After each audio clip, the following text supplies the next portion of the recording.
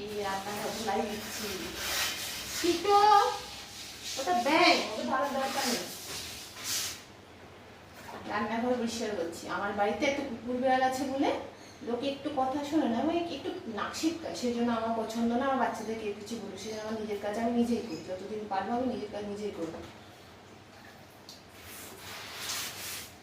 তোমার বিড়ালের এখানে এই রয়েছে, তোমার কুকুরের এখানে এই রক্ত করেছে, এই হয়েছে, আমি জানি কথাবার্তা কেন শুনতে যাবো?